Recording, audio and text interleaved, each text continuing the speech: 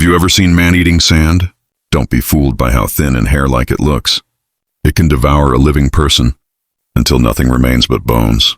A woman stepped onto the beach, only to find the sand gripping her foot tightly, refusing to let go. She tried pulling with her hands, but the sand quickly bound her arms as well. A man rushed forward to rescue her. But the moment he stepped in, he tripped on the sand as if it had hooked him and fell flat on the ground, completely unable to move.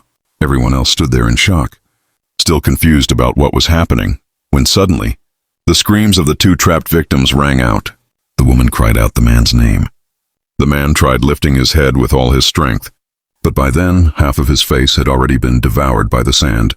The crowd, terrified and helpless, could only watch as their two friends were swallowed whole. Just the night before, this same place was full of laughter and music. A group of young people had thrown a party here. Two men had even found a strange, giant meatball from who knows where and roasted it over the bonfire.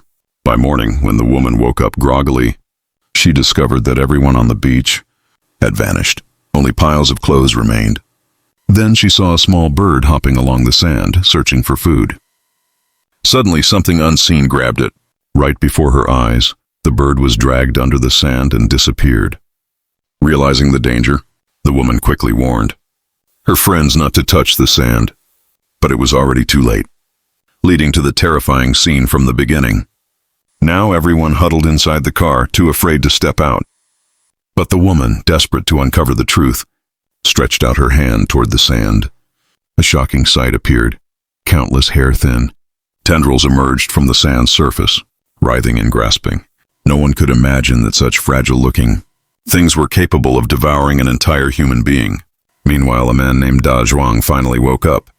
Still dazed, he couldn't remember how much he had drunk the night before, only that he had somehow ended up sleeping inside a metal barrel.